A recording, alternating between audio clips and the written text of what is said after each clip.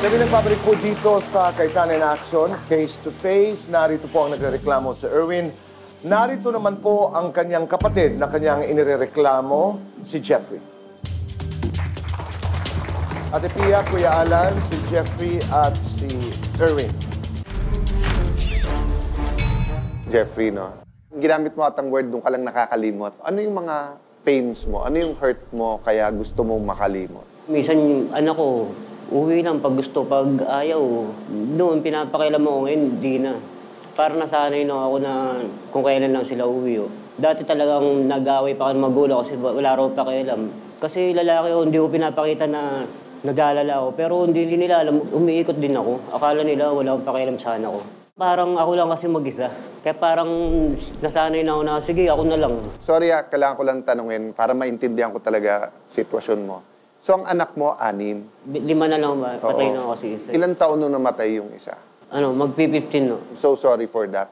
Isa ba yun sa parang masyadong mabigat para sa'yo? Mahirap kasi mamatayan ng anak sa asawa.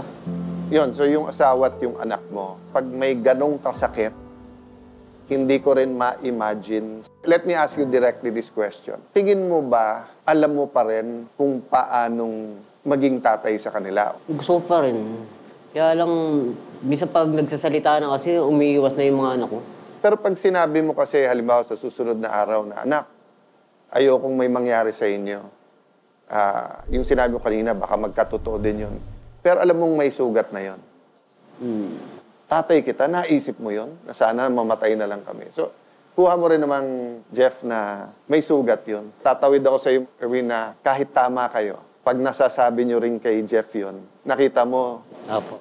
natatanim niya eh. So, yung kahit mali siya, tatanggapin niya. Pero pag madalas, tinatanim niya na, ako na lang parating mali. Wala na akong ginawang tama. Jeff, gusto kitang tulungan dumating sa punto na nakikita mong may iba ding pwedeng puntahan na hindi mo kailangan magtago o makalimot at hindi alak yung solusyon. Talagang may masasakit sa buhay na kailangan nating makalimutan. Kasi pag hindi natin nakalimutan yon, we cannot deal with the pain. Maging conscious lang tayo doon na sa palagay niya, yes, may natutulong minsan, karaniwan wala, pero sinusumbat pa sa'yo. Sa'yo naman, ang dating naman, naawa ka sa mga pamangkin. Sa isang banda, naiintindihan ko, siguro the right word is boundary, Kuya Boy. Naiintindihan ko na pag sinabi mong wag makialam, ang ibig sabihin, wag naman yung parang napakawalang kwenta ng ama. Pero wala namang atang tao na hindi gusto na yung kamag-anak hindi nakikialam. Kasi kaya nga kayo kamag-anak, di ba? Idediretso ko na lang sa legal nyo na obligasyon.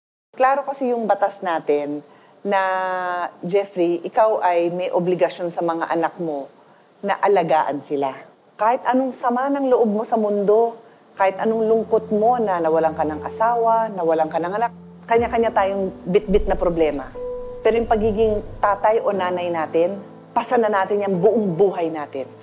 Bago nyo sabihin na pinapahirapan kayo ng anak nyo, isipin nyo rin kung sino naman yung tinitingnan nila, sino yung tinitingala nila, sino yung magbibigay sa kanila ng inspirasyon. Kayo ho ba'y nakakaramdaman ng pagmamalasakit ng inyong kapatid? Pag sa bahay kami, pag may away kami, hindi naman kami nagkikibuan talaga. Pero ramdam nyo yung malasakit niya. Oo naman, no. Ako lang tumulong. Pero yung sasabihin mo, ikaw na lahat, di naman totoo yun. Ilang oras sa isang linggo ang nawawala sa buhay nyo dahil sa inom na yan? Isipin nyo ho. Mga 5 oras siguro. Bisa kasi wala ako kapag day off. Kahit linggo, pumapasok ko talaga ako. O di, kung araw-araw pala pasok nyo, di dapat di kayo kinakapos dahil may sweldo naman pala kayo araw-araw. Maaari kaya, Jeffrey, na yung pananaw mo, iba sa pananaw ng mga anak mo. Yung pananaw mo, mabuti kang ama, pero pananaw ng mga anak mo, di lang naman pera tayo. Yung mapasyal mo kami, yung makamusta mo kami, yung umupo tayo na may pinagkwentuhan, hanggang bitawan mo yung alak, doon ka nakakadena.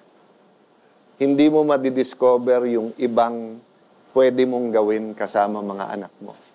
Hindi mo madidiscover yung iba mong pangarap. So akala mo nakakalimot ka sa nangyari sa anak mo at asawa mo, pero hindi mo makita sa ngayon, napapabayaan mo yung mga anak mo rin. Dagdag ko na lang, Noy. So yung isang anak mo na nakatira sa'yo, may TB siya, di ba? Ano kalagayan niya? Yung nakakalakad-lado, kaya lang konting hingalo siya. Natapos ba niya yung treatment ng TB? Nagagamutan pa po siya ngayon. Tuloy-tuloy naman. Mm. Kasi for public information lang, Kuya Boy, the Philippines is one of the countries na talagang yung TB sa atin, hindi pa talaga natin na-control. And now, the research shows na one reason is, syempre nung una, mahal ang gamot, so ginawa ng gobyerno, libre ng gamot. So anyone watching, be sure yung mahal nyo sa buhay, kino-complete ang course na yon, yung TB Doc program na yan. And libre yon, libre. So pagpunta ka sa health center, dudura lang kayo, ite-testing yung dura nyo, and then pag positive, i-refer kayo dun sa pwedeng magbigay sa inyo nung complete program na yan. Papasalamat ako sa kapatid mo na nag-aalala siya sa'yo. Di man kayo magkasundok. Ang puntos is siya ay nagmamalasakit. Wala naman sinisingil sa yung kapatid mo eh. Andyan na siya para tumulong. Erwin, I want to honor you na mahal mo pamilya mo, gusto mong mabuo, gusto mong makatulong. Pero yung advice ko lang, minsan kasi kahit tama, hindi niya gusto marinig yun. Opo. So, umanap ka ng ibang paraan na iba makapagsabi sa kanya kasi nandun na sa kanya na pag ikaw nagsalita, parang Opo. hindi tulong eh. Ang dating sa kanya, tinitira mo siya. And then, Jeffrey, ang gusto kong pag-isipan mo kasi, baka kasi sabihin ng mga manunod, hanggang dyan na lang nga si Jeffrey, paano ka magiging inspirasyon? Lalo sa mga bata ngayon, yung lumaban ka lang, inspirasyon na. So, hindi mo kailangan maging milyonaryo, hindi mo kailangan na ikaw may-ari ng negosyo, hindi mo kailangan maging engineer. Para sa anak mo, ikaw maging inspirasyon. So, ibig sabihin, pag tinignan ka ng anak mo at sabihin, grabe magtrabaho tatay namin.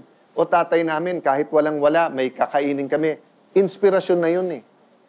Pero yung makita nila, nagtatago ka at umiinom ka, yung oras mo nandun kay alak na sa barkada mo, wala sa kanila, hindi nakaka-inspire yun. So kahit anong sabihin mo, pumunta ka sa eskwelahan, bakit tatay ko nagiinuman lang sa kanto? Mag-aral ka, bakit tatay ko umiinom lang? Magkaroon ka ng pangarap, bakit pangarap ng tatay ko uminom lang? So kung sa sarili mo nag-give up ka na, gandito na lang, ito lang enjoy ko, huwag ka naman mag-give up sa mga anak mo. Tingin ko hindi ka masamang tao. Pero yung landas mo, masama. Kailangan mong baguhin yon. Bakit? Hindi lang ikaw tumatawid sa landas mo, sumusunod na yung mga anak mo. So kung sa'yo, okay na yon, ka naman pumayag na dun sumunod yung mga anak mo. Gusto mo ba? Bisitahin ka ng staff namin? Kausapin din yung mga anak mo? Malaman natin, baka naman yung landas nila matulungan pa nating maayos. Bilang pagtatapos lang, masamang loob mo, Jeffrey, na dinala ka ni Erwin dito? Hindi naman. Ang tanong ko naman, Erwin, ano ang nag-udyok sa'yo para pumunta dito sa Cayetano in Action para ireklamo ang iyong kapatid? Kahit kaunting counseling lang, para malaman niya po yung mga nagagawa niya na akala niya tama. Pero sa realidad po ng buhay natin na talagang mali. Kasi ang madalas nakakausap niya po yung mga kainuman niya. Parehas lang din po niya na ganun ang pananaw sa buhay. So hindi po siya totally nakakatulong. Kausapin mo rin nanay mo at kapatid mong babae, pwede bang 1 linggo, 1 buwan, walang maririnig na masama sa bibig niyo si Jeff?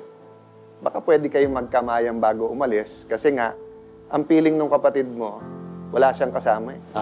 Nandiyan ka lang naman pala. Diba? Ang feeling ko naman sa'yo, gusto mo talagang tumulong. Tama ba? Opo. Siya naman ang kuya.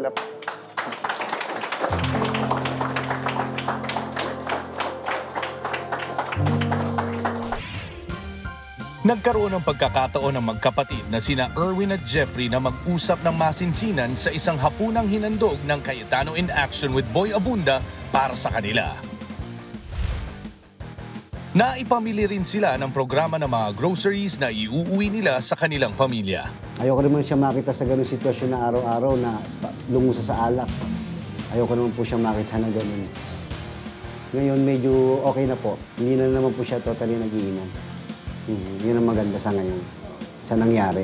Kasama naman ng kanyang mga pamangkin, anak at apo, nahandugan rin ng programa si Erwin at ang kanilang pamilya ng isang masarap na salo-salo. Ako po, mensahe ko po kay Kuya Alan pati kay Ate Pia. Maraming po salamat sa at nabigyan po ako ng pagkakataon na makaharap po sila at nabigyan niyo po kami ng magandang experience po na nagkasama-sama po kami.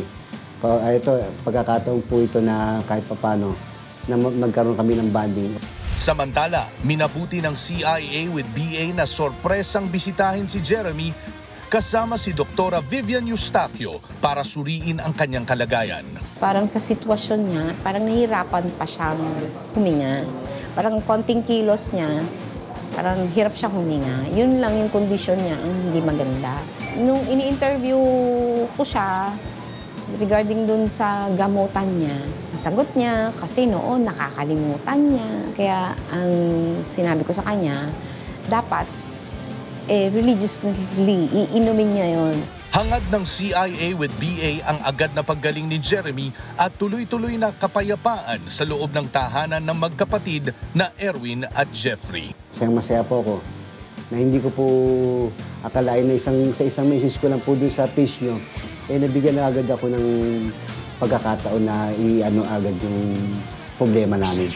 Sa ating pagbabalik, ang nakabilanggong haligi ng tahanan, 2 buwan na palang namatay sa loob ng bilangguan. Meron bang dapat managot kung bakit hindi agad nalaman ng pamilya? Yan ang inihingi ng payong kapatid ni Teresita. Sa pagbabalik yan ng Cayetano in Action.